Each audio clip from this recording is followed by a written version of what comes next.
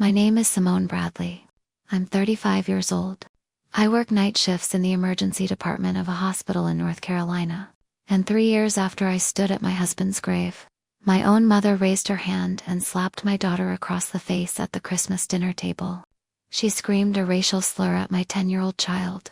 My father, sitting 2 seats away, looked at my little girl's stunned face and told her she was ugly.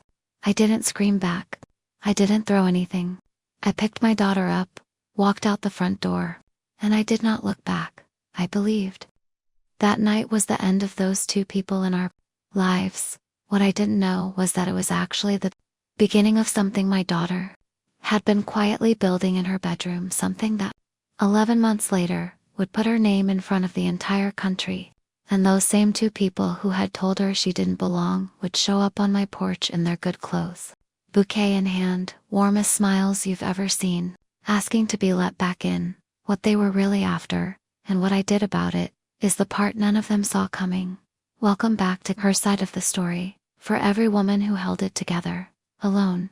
If you've ever had to choose between keeping the peace and protecting your child, stay with me. This one is for you.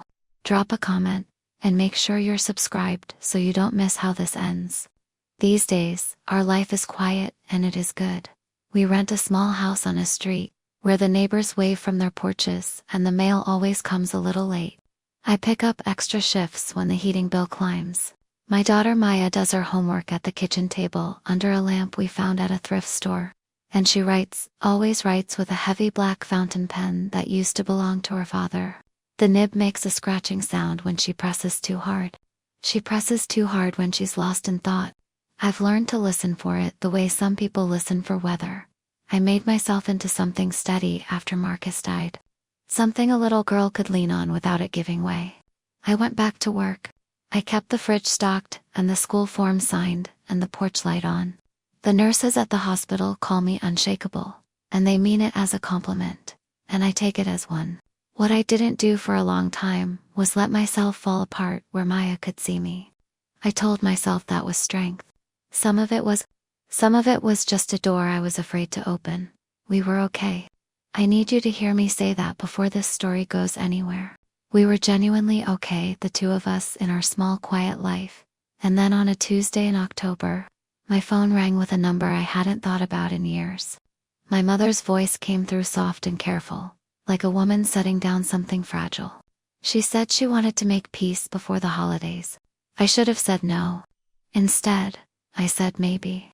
And maybe was enough for her to work with.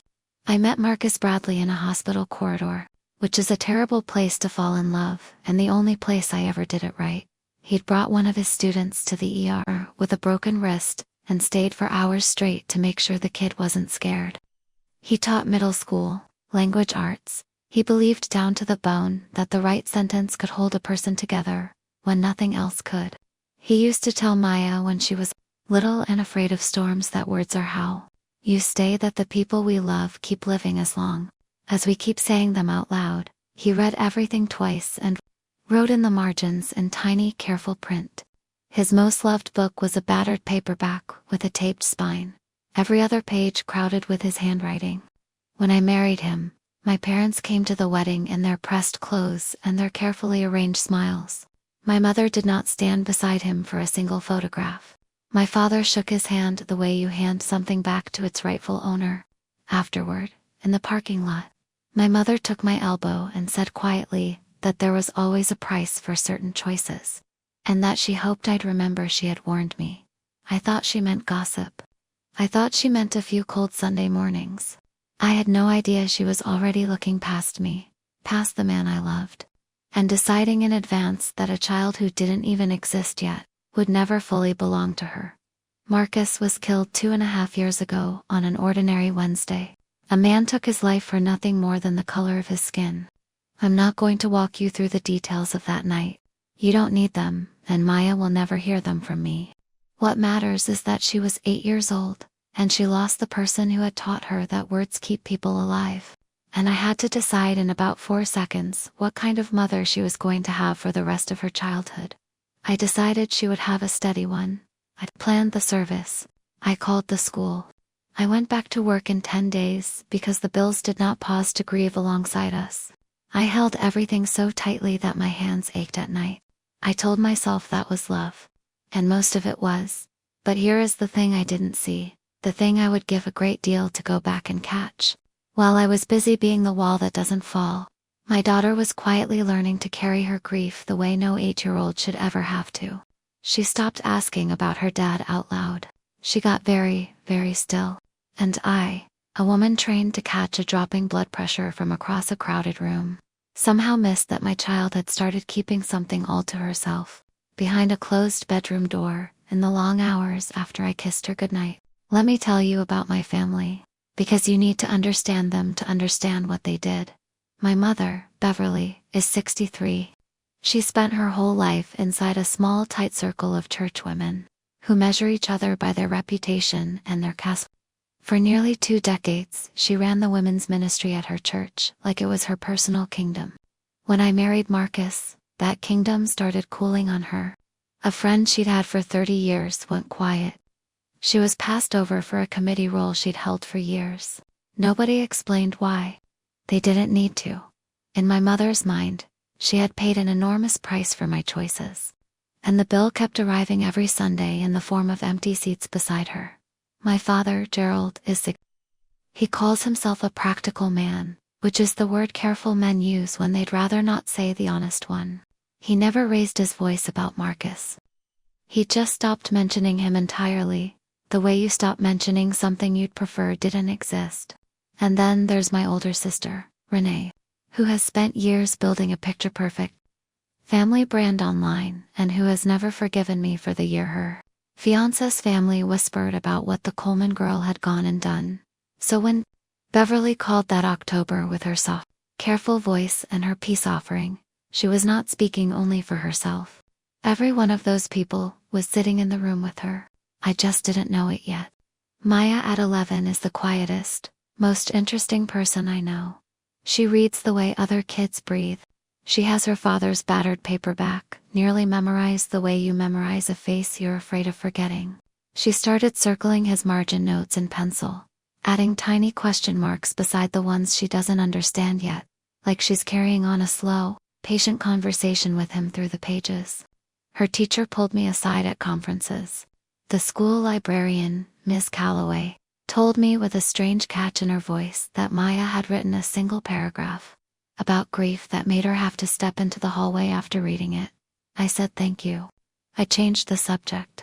That's what I did back then with anything that pressed on the bruise. One evening that fall, Maya looked up from her homework and asked me plainly whether her dad had ever met her grandparents. I said yes, at the wedding. She asked if they had liked him. I rinsed a glass that was already clean. I told her grown-ups are complicated, which is the cowardly answer, and she let me have it because she is kind that way. And then she asked the question that should have stopped me cold. She asked, very simply, whether her grandparents would like her. And I, God help me, said of course they would. I wanted it so badly to be true, that the wanting drowned out 3 solid years of knowing better. I booked us flights to that Christmas dinner the very next week. I want to be honest about why I said yes, because I've had plenty of time to sit with it. It wasn't naivety. I'm not a naive woman. 3 years of silence had taught me exactly who those people were. It was something else. It was that I am the kind of person who finishes what she believes is her job. And somewhere deep, I had decided that giving Maya a family was my responsibility. Even if I had to build one from people who didn't deserve her. My gut told me not to go. I overruled it with a to-do list. I called Beverly back and set the conditions plainly. The way I'd speak to a difficult patient. No comments about Maya's appearance. No comments about her father. One dinner.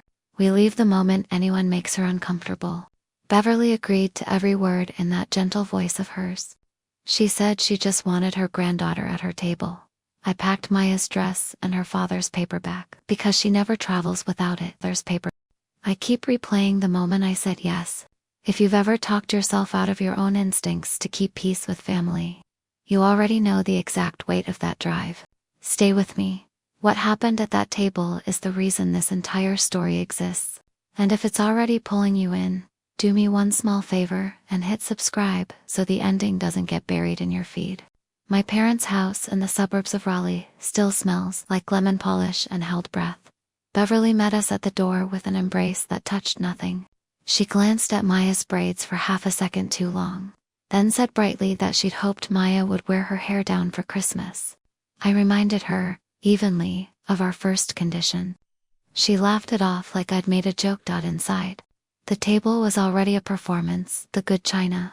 Renee filming a little video of the centerpiece for her followers. Her two kids running the hall with holiday energy. Maya set her father's paper back beside her plate the way some children keep a hand on a parent's sleeve. Beverly glanced at it and murmured, just loud enough, something about weather. Maya still dragged that worn-out old thing everywhere. Maya's hand went flat on the cover. The only real warmth in that whole house came from my Aunt Louise, Beverly's younger sister, who crouched down to Maya's eye level, asked her seriously what she was currently reading, and then actually listened to the full answer. I let myself exhale. One dinner. We could do one dinner. Then Renee's youngest spotted the small carved wooden bird Maya had been turning over in her hands. Marcus had carved it for her when she was 6. The little boy decided he wanted it. By the time dessert came out, that small carved bird had become the loudest thing in the room. Here's exactly what happened. Renee's son, who is 6 and accustomed to getting his way, grabbed the bird off the table. Maya asked for it back politely, twice. He held it above his head and laughed. So Maya stood up and took it back, the way any child on earth would take back the last thing her dead father ever made for her.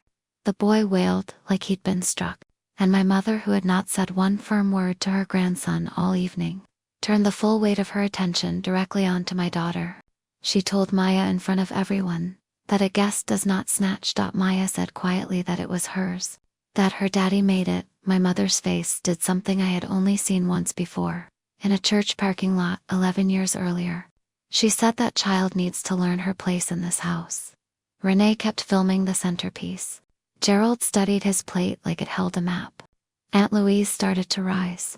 And inside me, the old steadiness hardened into something colder and clearer than I have ever felt at any bedside. I set down my fork. I said, Mom, that's enough. We talked about this. I honestly believed a single calm sentence would be enough. I have replayed what happened next more times than I can count, and I was never fast enough to stop it. Beverly stood up. She crossed behind Maya's chair before I was even out of mine, and she slapped my 10-year-old daughter across the face hard enough that the sound stopped the entire table. Hard enough that the little carved bird fell from Maya's hand and clattered across the floor. Then she screamed at a racial slur aimed at a child. At my child, like the words had been waiting 11 years behind a door that had finally swung open. And my father, my quiet, practical father, looked at my daughter's stunned, reeling face. And what he reached for in that silence was not an apology. He said, just above a murmur, the way a man states a fact about the weather, that he had always said no good would come from raising a black girl with no manners. Renee's phone was still pointed at the centerpiece. Her own children had gone absolutely silent. Aunt Louise said Beverly's name like a hand coming down hard on a table. And me.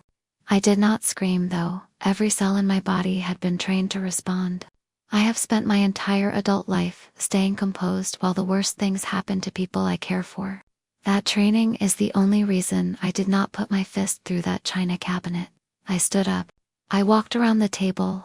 I crouched down and picked the little carved bird up off the floor. Then I picked up my daughter, and in the dead quiet of that dining room, my mother looked at me. For the first time in her life, she looked afraid. I didn't say very much. People expect a scene in a moment like that. Part of Beverly was braced for one, because a screaming match is something she has always known how to win. I didn't give her one. I held Maya against my hip. She's tall for 10, but she folded into me like she was 5. I picked up her father's paperback from beside her plate. I held the carved bird in the same hand, and I walked us toward the front door. Aunt Louise followed us into the hallway with our coats, her hands shaking, whispering that she was so sorry, that she should have stopped it sooner. I told her she had nothing to be sorry for, and I made very sure to say it where Beverly could hear which apology in that house was the real one. At the door, Beverly had found her voice again. She called after me that I was overreacting, that family forgives, that I'd regret making a scene over nothing. I turned around with my hand flat on the doorknob. I told her very quietly that she would never speak to my daughter again as long as she lived. Neither of you, I said. And I looked directly at Gerald when I said it. Then I opened the door and carried Maya out into the cold. And I genuinely believed I was closing that chapter for good. I had the right idea. I just had the wrong book. We drove the 4 hours home that same night instead of staying over. Maya didn't cry. That's the part that scared me most. I'm an ER nurse. I know the quiet ones are the ones you watch. She held the carved bird in both hands the whole drive and stared out at the dark highway. Around the 3rd hour, she asked without turning her head whether what Grandma said was true. I pulled over onto the shoulder. I turned all the way around so she could see my whole face. Because some things you cannot say to the back of a child's head, I told her that her grandmother had said something cruel and completely false. That her father was the finest man I had ever known. That being his daughter was the best thing about her, not something to be ashamed of. That she was not ungrateful. That she was not ugly. And that she would never, not once in her life, need to earn her place at any table on this earth. She listened. She nodded. She still didn't cry. When we got home, she went straight to her room. And I sat down on the kitchen floor with my back against the cabinet and finally let myself shake. The next morning, I blocked Beverly's number. Then Gerald's, then Renee's, one after another. I told myself I had handled it, and I almost missed what was happening right under my nose. The light on under Maya's door long past midnight, and the faint sound of a fountain pen pressing too hard against a page. The weeks after were quiet and strange. Maya went to school, came home, did her homework, and then she wrote. Not the hurried way kids dash off an assignment. She wrote the way her father used to read completely, somewhere I couldn't follow. She filled one spiral notebook and started another. I'd come home from a night shift and find her at the kitchen table, the lamp burning, the pen scratching, the paperback open beside her like something she kept checking herself against. I assumed it was a school project. I assumed it because assuming was easier than asking, and because some small frightened part of me worried that if I asked what she was writing about, the answer would be that night. And I didn't know if I could hold us both upright if she handed that to me, so I gave her space. I refilled the ink when it ran dry. I left toast by her elbow and didn't hover. I almost knocked on her door to ask a dozen different times. I am so glad now that I didn't, because what she was building in that notebook is the entire reason you're here watching. We're getting close to the part where the whole country found out what an alert can do with grief and a fountain pen. If you've got a child who turns their pain into something they make, tell me about them in the comments and subscribe. Because the turn is almost here and I really don't want you to miss it. It was a Sunday in January when I found it. Maya was at a friend's house. I was stripping her bed to wash the sheets, and the second notebook had slipped down into the gap between the mattress and the wall. I wasn't snooping, I want to be clear about that even now. I picked it up to set it on her desk. The cover fell open. I saw the first line, and after that, I could not stop. It wasn't a school project, it was a book. A whole, finished, handwritten book, 63 pages about a girl whose father taught her that words keep people alive, who lost him far too young, and who was told by the people who were supposed to love her most that she didn't belong. She hadn't used anyone's real names. She'd written simply about people who looked at her and saw only the wrong color instead of their own granddaughter. And on the very first page, where a book places its dedication, she had copied out a single line in her careful handwriting, the same line, in her father's hand, in the margin of that battered paperback. A line he had written there years before either of us knew time was running short. Words are how you stay. I sat down on her bed and read all 63 pages, and I finally did the crying I had been putting off for 3 years. My dear world had buried her father in silence. My 11-year-old had just written him back to life. I understood, holding that notebook, that the only real question wasn't whether the world should ever read this. It was whether I was brave enough to let them. I asked Maya about it that night, gently, the notebook in my lap. I told her I'd found it, that I hadn't meant to, and that it was the most beautiful thing I had ever read in my life. She went very still the way she does. Then she asked if I was angry that she'd written about her grandmother. I told her she could write about anything that was true. Then I asked the only question that mattered. Did she want anyone else to read it? She thought about it for a long moment. She said her dad used to tell her that a story you keep in a drawer can't help anybody. The next week I brought it to Miss Calloway, the librarian, because I didn't know where else to start, and because she was the one who'd once had to step outside to compose herself. Miss Calloway read it in one sitting at her desk after school. When she finished, she took her glasses off, pressed her fingers to her eyes, and said, "We don't usually do this, but this needs to be read by more than just me."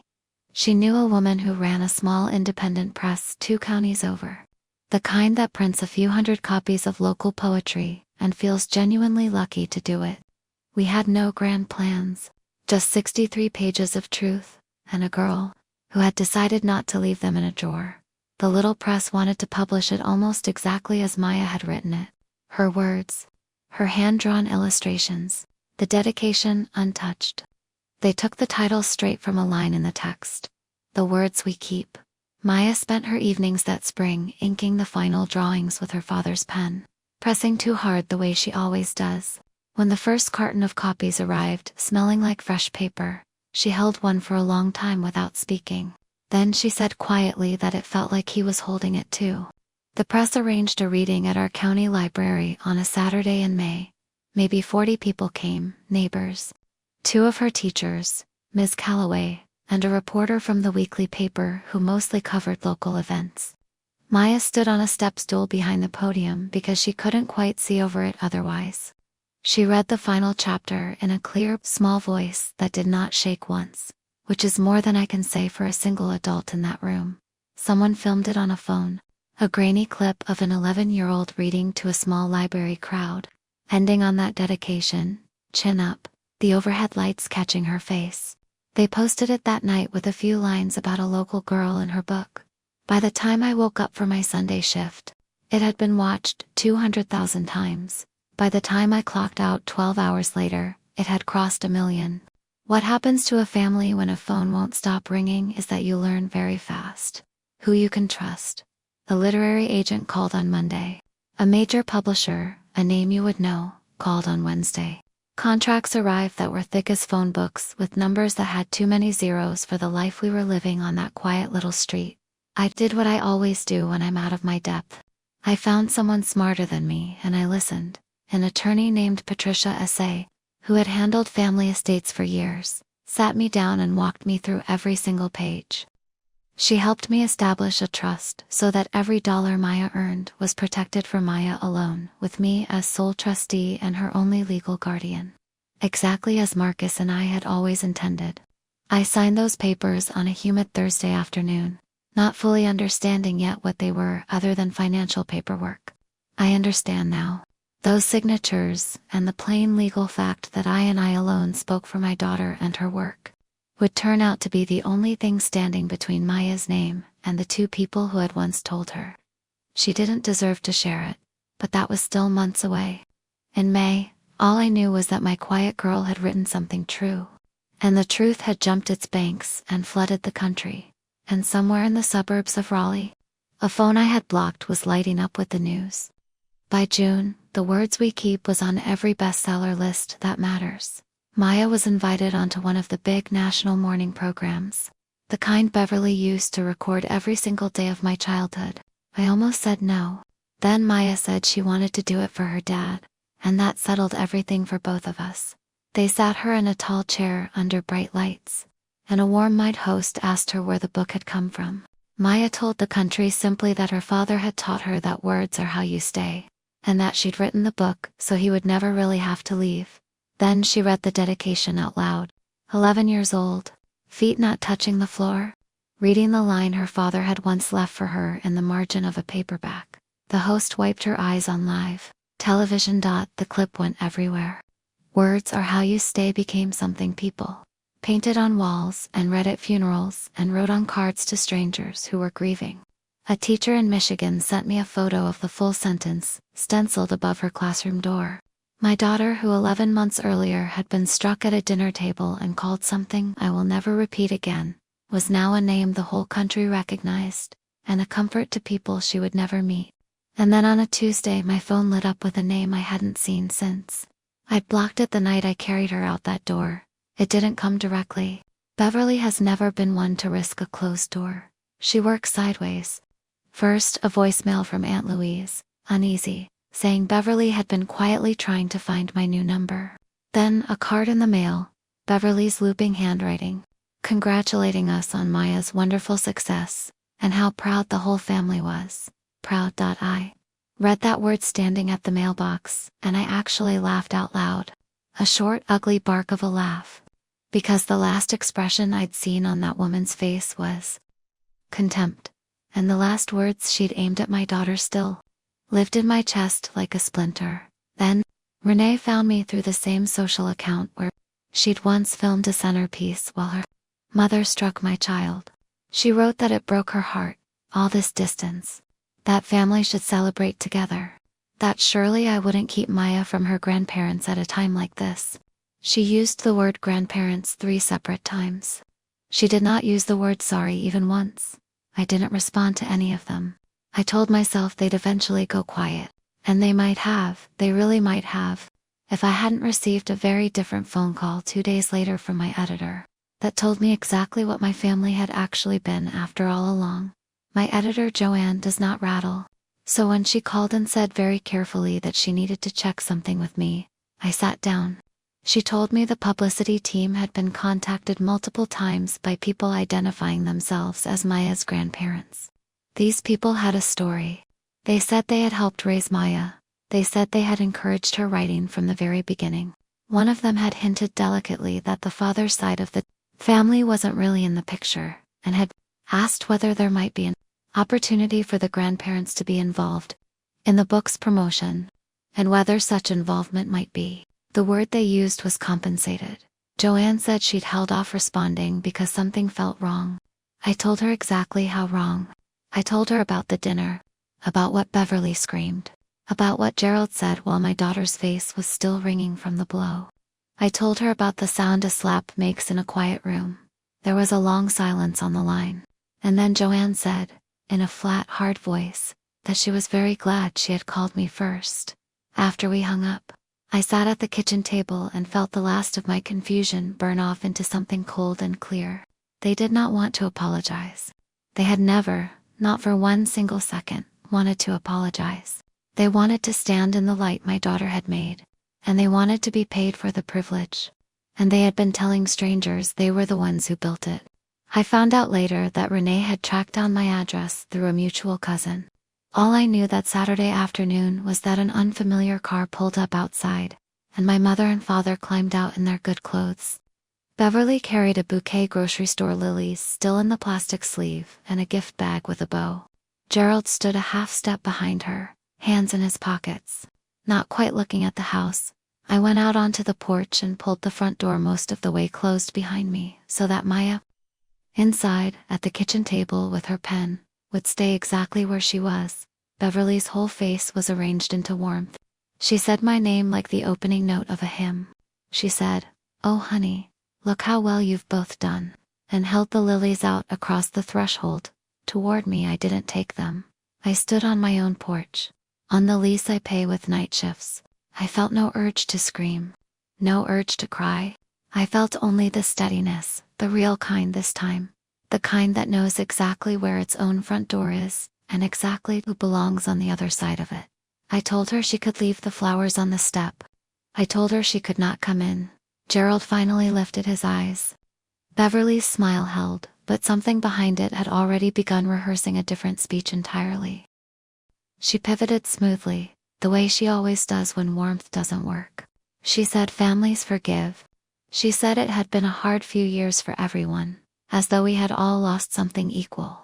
She said Maya had grandparents who loved her, and that I had no right to keep that from a child. And then she arrived at the real point, smooth as anything, that there was so much attention on the book now. So many wonderful opportunities, and that it would mean the world to the family to stand beside Maya publicly as the proud grandparents they truly were. Gerald added, quietly, that it wouldn't look right now, would it? The whole world finding out Maya's own family wasn't around, and there it was. The threat wrapped in cheap lilies: be useful to us in public, or we will make your silence look like the cruelty. I could hear Renee's brand coaching in the phrasing, line by line. For 1 second the old reflex fired, the fear of how it might look, the trained worry about being the difficult one. Then it passed completely, and what came up in its place was very calm and very clear. Threaten me all you like, but you just threatened her story. Now you have my full attention. I didn't argue with them on the porch. Arguing is a game Beverly has gone undefeated at for 63 years, and I had no intention of playing on her field. I said no. Not an angry no, a finished one. I told them there would be no public appearances, no proud grandparents, no involvement of any kind, now or ever, and that the next time they contacted my daughter's publisher pretending they had raised her, my attorney would be the one to return their call. Beverly's mouth fell open. I stepped inside and shut the door before she could find her next sentence. Then I did 3 quiet things. I called Patricia, who confirmed what I already knew.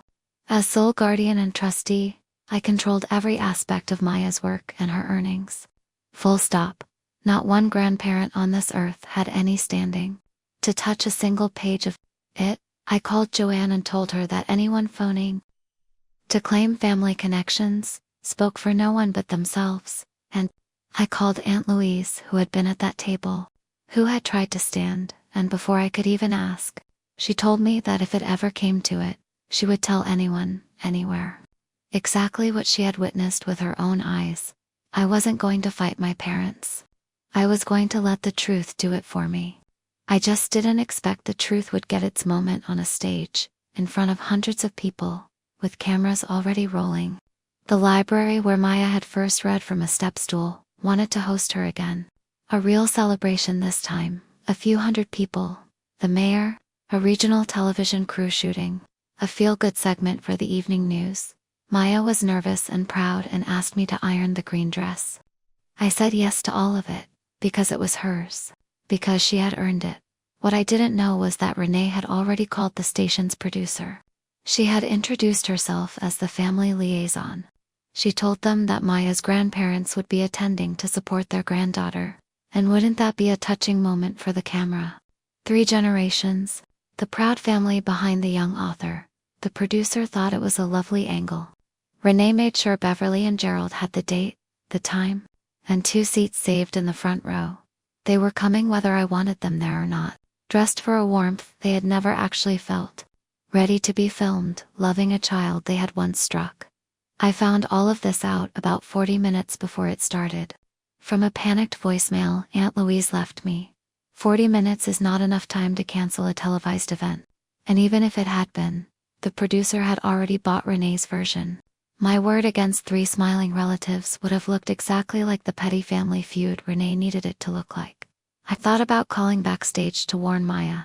I decided against it. I was not going to hand my daughter fear right before the biggest night of her life. And there was one more reason, the truest one, and I'm not going to pretend. I'm proud of how calm it felt. A private accusation is just noise.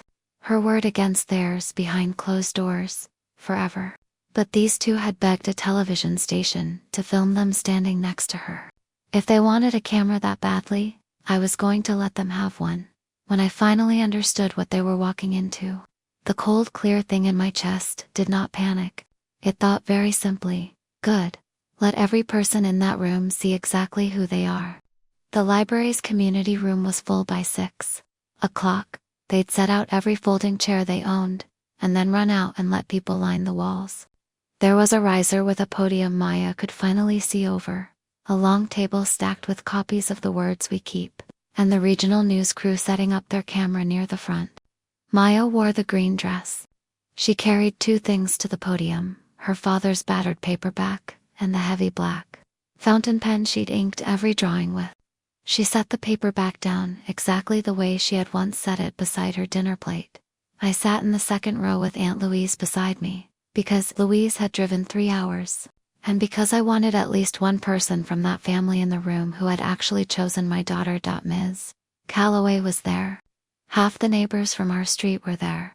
For about 20 minutes, it was perfect. Everything I had ever wanted for my quiet girl. A whole room leaning toward her, waiting to be let in. And then I saw them coming up the side aisle toward the front row. Beverly in her pearls. Gerald in his church jacket. Both of them already wearing those wide, warm smiles.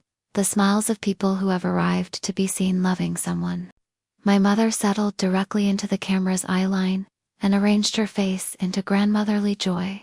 Renee slipped in beside them and gave a little nod toward the producer. There gesture. I watched the producer angle the camera to keep the proud family in frame. It was choreographed. It was going to be 60 beautiful seconds on the evening news. The beloved child author and the loving grandparents who had stood behind her all along. And Beverly caught my eye across the crowd. Her smile didn't change. It sharpened the way it does when she believes she's already won.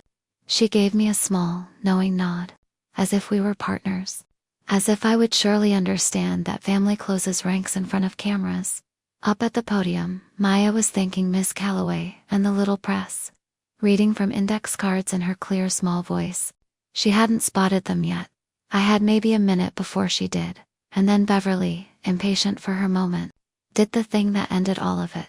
She stood up mid-event and began moving toward the riser, arms already opening, reaching for Maya's shoulder like she had always owned it.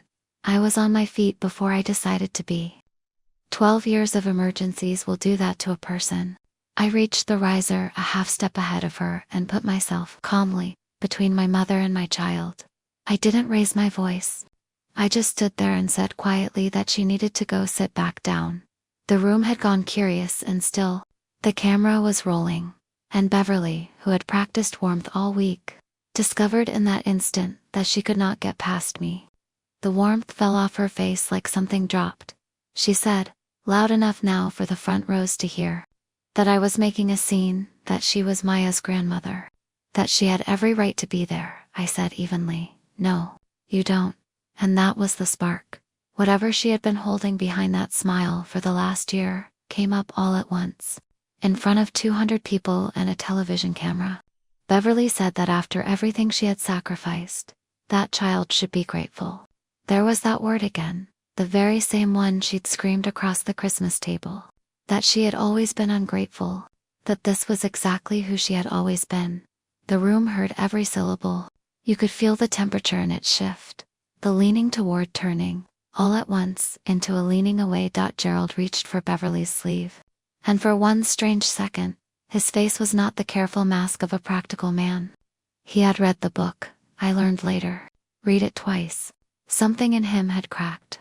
But when Beverly pulled her arm free and turned for the aisle, he went with her. Because going with her is the only thing he has ever reliably done. And as the two of them turned to leave, Aunt Louise stood up in the second row, in front of everyone, and said in a voice that shook but did not stop, I was at that Christmas dinner.